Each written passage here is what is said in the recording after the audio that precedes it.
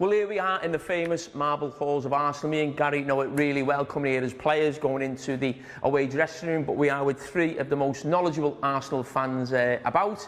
And I want to start with, where are we at right now? Is this a really pivotal game tonight for Mikel Arteta? Home game Monday, another game Friday against opposition you'd expect to beat. Could it turn toxic if there's no 3 points tonight? I think it could. I think we say expect to be. I think that's more a historical thing. And being here, maybe that's really rings true. I think historically we should win these games. But what's happening right now in the Premier League is there's a equilibrium around physical potential. Tactics are very similar. And so you have to bring your A game to win these games. Everyone can run these days and everyone knows tactics. And so that difference, that point of difference, is not so easy to find. So expectations from fans historically are always big. When it comes down to it, I'm 50-50 on this game tonight. James? Yeah, I would agree with that. I mean, Aston Villa came here last season, turned Arsenal over. They're a really exciting side. They've got a lot of good attacking players. This week, I think it does feel like a big week for Mikel Arteta. We were saying before, you know, he had 2 home games, chance to win both, go into, I think, the top 4, albeit with an extra game played. If he comes away from these 2 without a win, that is going to increase the pressure, because as much as fans are on board with kind of the long-term project the club are trying to introduce, the young players, the short-term reality is results. You know, it's the games at the weekend, and that's what Arsenal needs to produce. Coming here always reminds me of Arsene Wenger, because obviously the times that we came here. Is this not what you expected in a post-Arsene Wenger era? You've seen what's happened at Old Trafford, my club, whereby post-Sir Alex Ferguson, the sort of turmoil, the transition. Is this not something that's just normal and actually everyone needs to relax? Yeah, it is something that's very normal, and everyone did say be careful what you wish for when Arsene Wenger leaves. But fans are reactionary. You want something to happen quicker than it will do, and it's taken a long process. And now it's a manager that's come in that's not highly experienced. It's hard to back the process, even though a lot of fans can see what way he's taken the club. We don't know how soon the club will get back to winning ways. So at the moment, 8th finish, 12th in the table now. It's not a positive look for Arsenal, but fans have to be patient. Would you like to go back to the Arsene Wenger days? What you were getting at that time? I mean, we used to celebrate being in the top 4. I mean, we can't even get close now. Would you maybe regret the reaction at times, maybe, to Arsene Wenger? Of course, some of them were over the top. And it's a man who has a legacy here and has built Arsenal. Although the transition to Emirates hasn't turned into what it has been, we haven't won anything since we've left here, nothing major anyway. Obviously, you'd want to have that manager back, a manager of that, you know, level. So do you back Arteta? As fans, the 3 of you, individually, do you back Arteta? I do. I back what he's doing now. I think during his reign, he's had a number of versions. We had a version when we won the FA Cup, and he's won behind closed doors, basically. None of us could connect with it. And then we went for the next phase where he had to clean out the dressing room about some food characters to make sure he had his own people. He's got his people this summer. Now, some people say he's brought a team to compete with Everton in 2 years' time, because we're the youngest team in the Premier League, right? So once you've done that, you have to decide what's happening here. This is the project we're on. This is our strategy.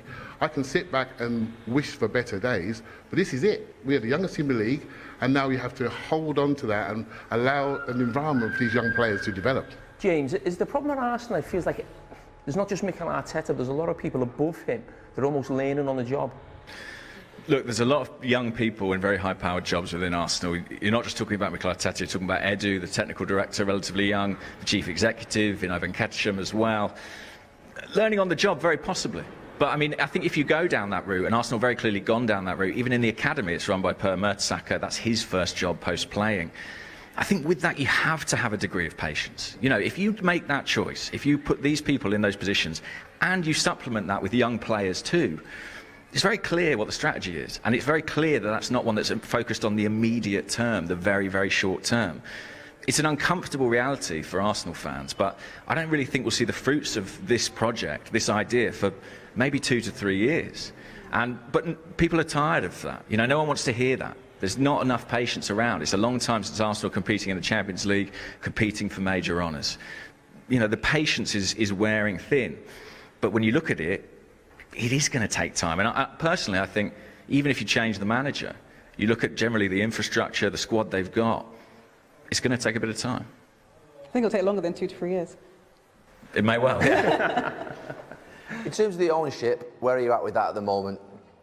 We've got the Spotify guy in the background, sniffing around. Yeah, with, came with to the Thierry. derby. Yeah, indeed. It's a really fascinating time because obviously we've seen the takeover at Newcastle, and I think fans of every Premier League club have been forced into a degree of introspection then about their relationship to their owners. Makes you reflect on everything. And things got pretty bad with the Kroenkes last season, particularly around the Super League. You know, there were big protests here. I was at them, and you could see a lot of anger on the part of the fans. It's never been really recently about money. Arsenal have spent money. They spent money in the last few transfer windows. They brought in £70 million players like Pepe. I think they were the highest spending in terms of transfer fees this summer. It's about the general direction of the club. It's about the trend. It's about the feeling and the fear that Arsenal are sort of in a kind of decline. And if you look at the league positions, that's what they show. But it's interesting. I think what's happening at Newcastle, it's worrying for Arsenal.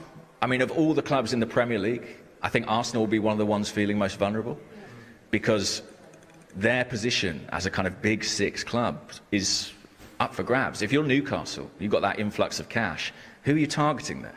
Probably not Manchester City, probably not Chelsea. You're looking at Arsenal, Tottenham and thinking, 5 years, can we get close to that? Can we edge them out? So it's anxious times for Arsenal fans generally. But yeah, the Kroenkes aren't exactly very popular around here.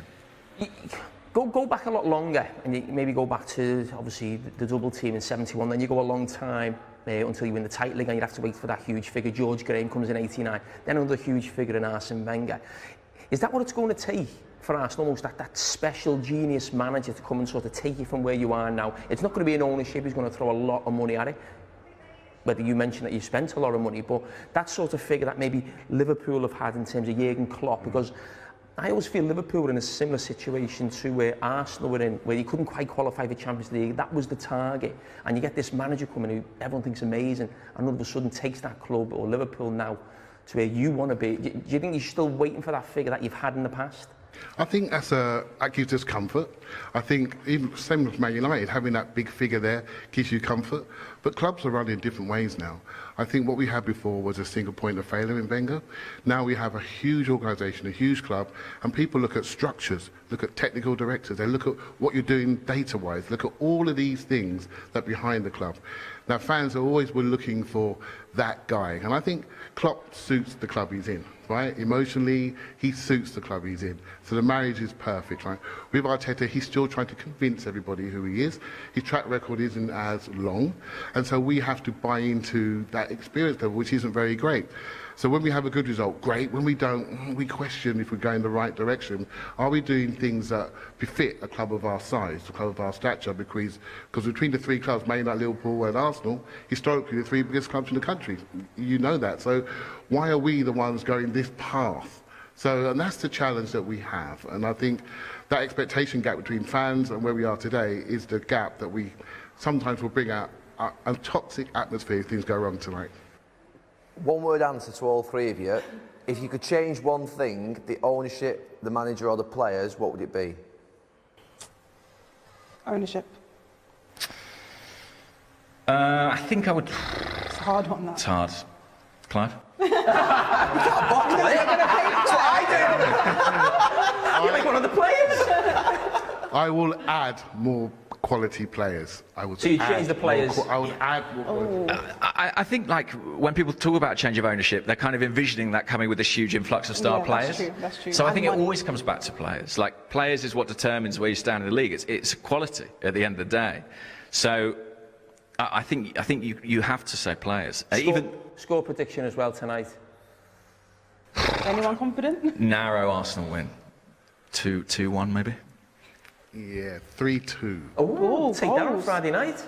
So my heart's saying Arsenal 2-1, but my head's saying Villa 2-1. None of them are confident, are they? Well, listen, thanks for joining us, and I you hope so it goes much. well for you. Thank you. Thanks.